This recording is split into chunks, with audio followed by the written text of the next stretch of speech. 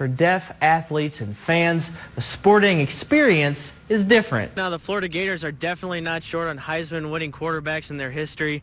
There's Danny Werfel, Steve Spurrier, the old ball coach, Sans Visor in this bust outside Ben Hill Griffin Stadium, and some outfielder for the Mets named Tim Tebow. Maybe you've heard of him. Mizzou's pretty famous for homecomings, and today it got treated to a special one, the return of Michael Porter Jr. to Columbia. KMU 8's Play of the Week from last week of FNF will go to battle the undefeated Spartans.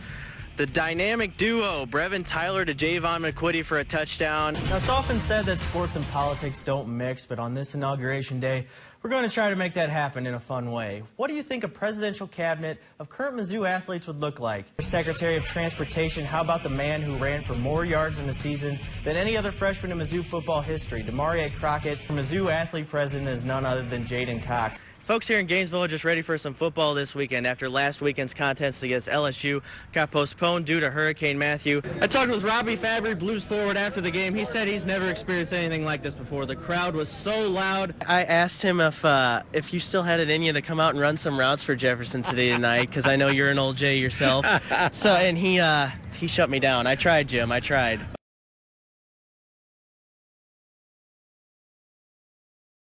You know, a lot of Mid-Missourians work two jobs.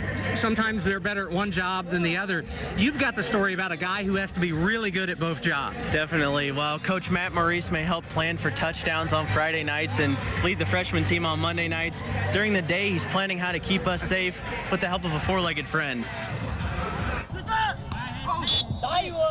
At first glance, Matt Maurice looks like any typical high school coach.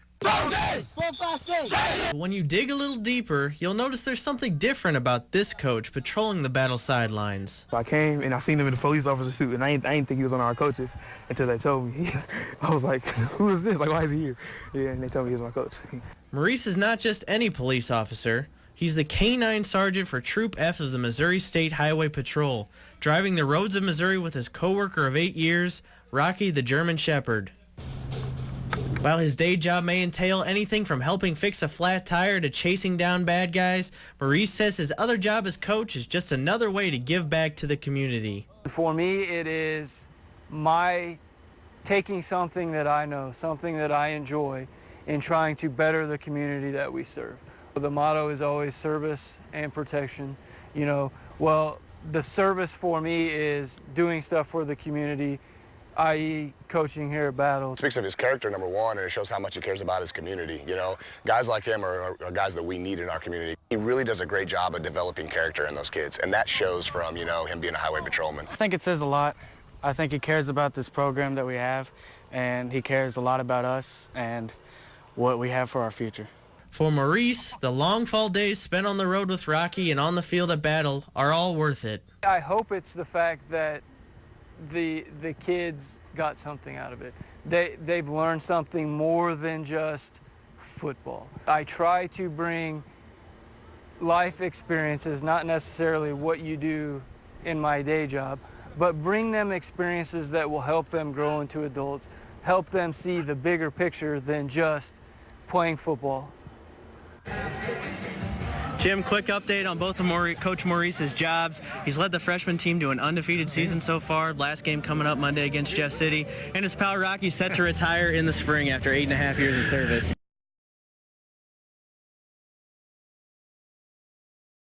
You know, a lot of kids like to follow in their dad's footsteps when it comes to sports, whether they put the shoe on or not. That's right, Jim.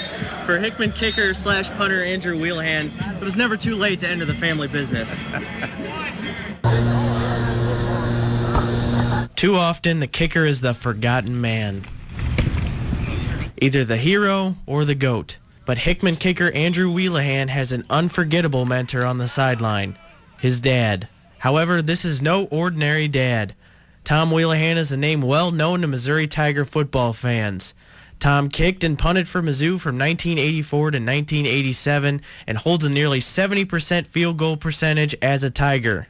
But he did it with a bit of a different style, barefoot.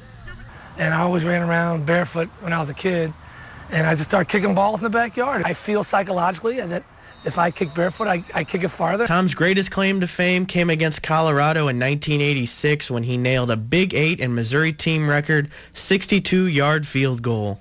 I don't care about anything, but I don't want anybody touching 62. Nowadays, Tom's feet serve a new purpose, on the sideline. But the big thing is I can spend time with my son, and it's really hard sometimes when he goes in to kick. He's more of a dad than, say, a coach.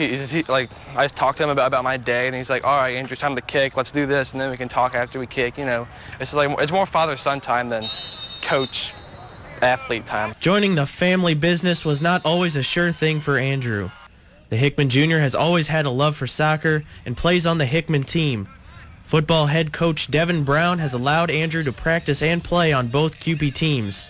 As for Andrew's future, Tom knows the high schooler has his own script to write. It's his journey. It's not my journey. But if, you know, they always say if you can pass, the reason you live is to pass your knowledge on to somebody else. I guess that's why I'm doing it. And on his journey, maybe he'll even be able to top Dad one day. You ever think you'll be able to kick a 62-yarder like your dad here? I'm going to say 63. 63. All right. Now, Jim, right now, Andrew says he does prefer place kicking to punting. He does a little bit of both. He's working his way up to hitting that 63-yarder. He's got a 31-yarder against Jeff City this year, so he's about halfway there. And the Porters headed for Washington. It seemed like the dream of Michael Porter Jr. donning the black and gold was just that, a dream. But today that dream did become a reality. Michael Porter Jr. will be a Missouri Tiger, the do-it-all forward, originally committed to play at Washington under family friend Lorenzo Romar. But once Romar was fired by the Huskies, the wheels began to turn, and they turned pretty fast. Porter Jr. got a release from his national letter of intent at Washington. Then, new Mizzou head coach Conzo Martin made Porter Sr. an assistant coach on his staff just last night, and today the announcement.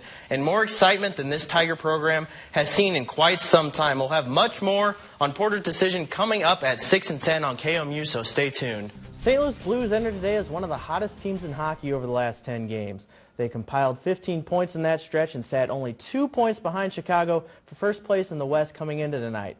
However, they had to go on the road, which has been a challenge for the team so far this year. They're just 4-7-1 away from Scottrade on the season.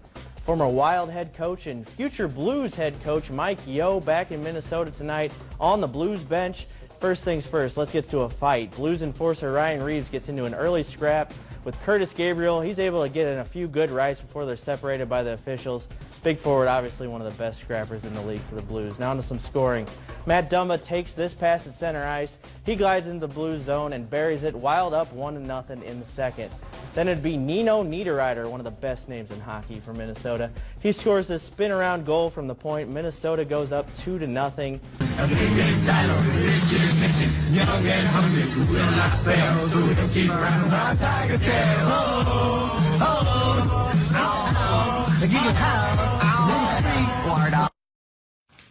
How about that for some nostalgia? 30 years ago, Norm Stewart's Cats from Old Mizzou were on their way to a 24-10 record in a Big 8 championship. Fast forward to now, where the Tigers need to win out just to get to 10 wins. Talking with Coach Brown, he's been around. He knows what this rivalry means. I know you know what this rivalry means. Just year after year, Hickman, Jeff City, everything's a little more amped up. How special is it to be part of a tradition like this? Well, it's really important to me because you think about 1911. That humbles you a lot to know there's been that many people involved.